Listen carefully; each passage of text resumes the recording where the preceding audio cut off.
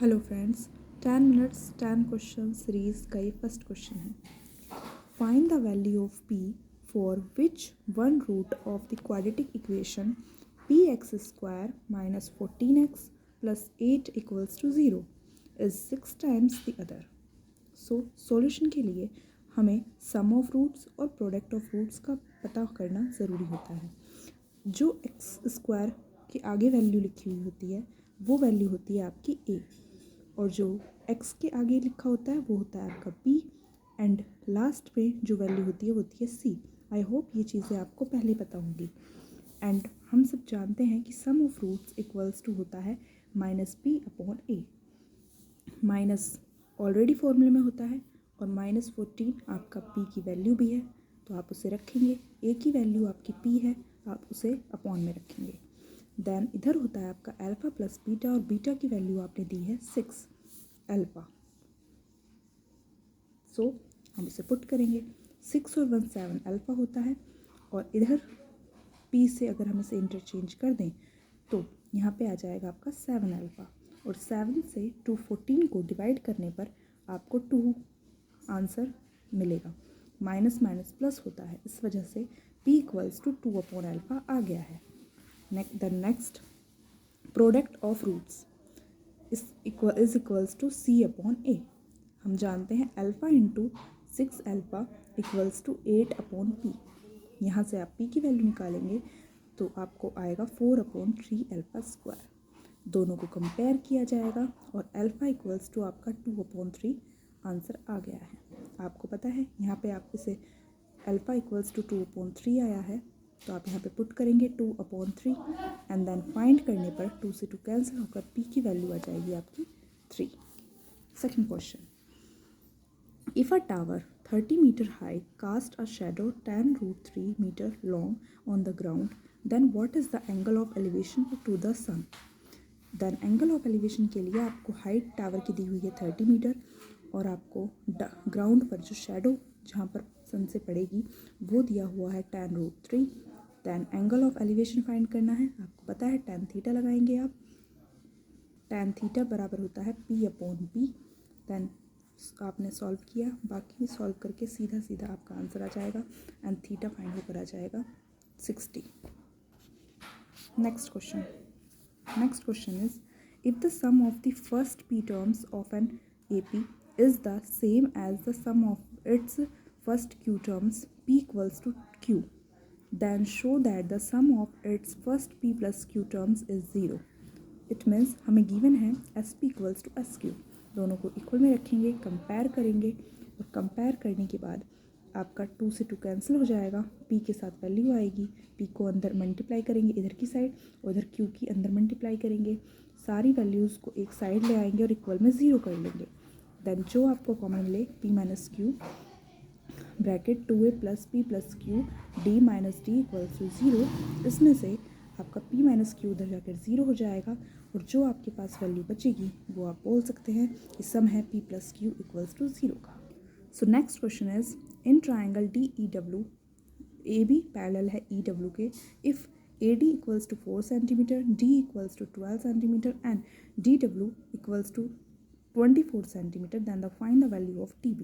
Then diagram ये है, इसमें आपको वैल्यू दी हुई है DA equals to 4 centimetre, DE equals to 12 centimetre and DW equals to 24 centimetre. बाकी आपने AE निकालना है।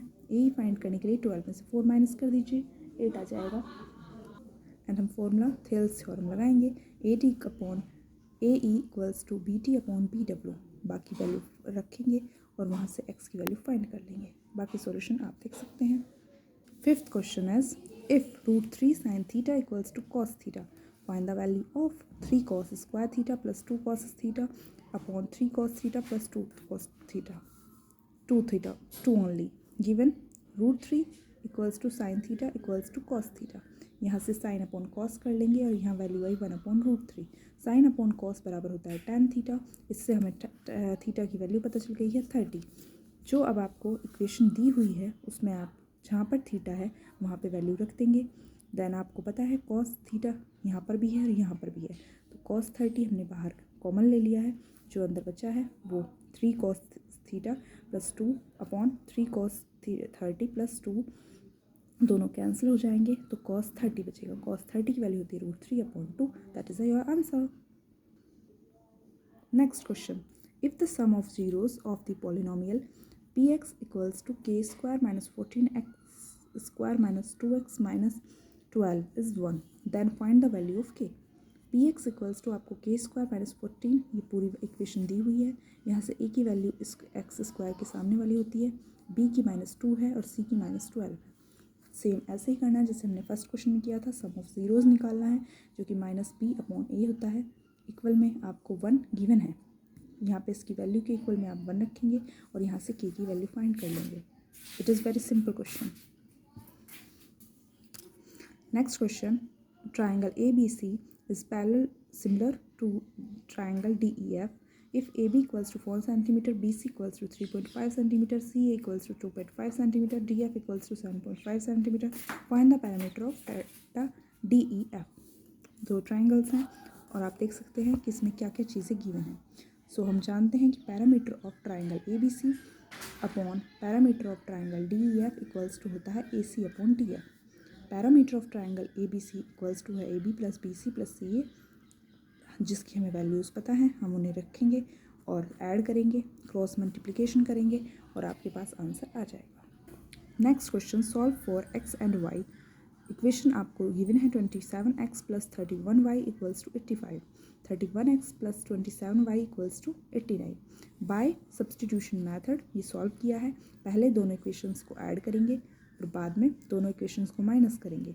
जो आपकी न्यू इक्वेशंस आएंगी उन्हें दोबारा से ऐड करेंगे और आपको वहाँ से x की वैल्यू फाइंड हो जाएगा। x की वैल्यू को आप किसी भी इक्वेशन में एज योर विश 1 या 2 पुट करेंगे और वहाँ से y की इक्वेशन फाइंड कर लेंगे। ये बहुत ही सिंपल तरीका है। If the quadratic equation px square minus 2√5px plus 15 equals to 0 has 2 equal roots, then find the value of p। आपने गिवन इक्वेशन दी हुई है, अब इसमें भी आपने a इक्वल्स टू p है, b इक्वल्स टू -2√5p है, c इक्वल्स टू 15 है। Then for equal roots d equals to होता है 0। बाकी जो आपने वैल्यू पता है सारी चीज़ें पुट कीजिए। d equals to b square minus 4ac, ये इसका फॉर्मूला होता है। एंड आपने वैल्यू पुट की एंड देन सॉल्व करके वहाँ से आप p की वैल्यू फाइंड कर लेंगे, कुछ इस तरह। एंड फ्रेंड्स, ये है आज का लास्ट क्वेश्चन। अगर आपको मेरी आवाज़ ज़्यादा तेज़ लग रही हो तो आप उसे स्पीड कम करके भी देख सकते हैं। मुझे सारे ही क्वेश्चन 10 मिनट्स में कंप्लीट करने थे, इसलिए मैंने अपनी स्पीड थोड़ी ज़्यादा रखी है। आई होप आपको वीडियो पसंद आ रहा होगा।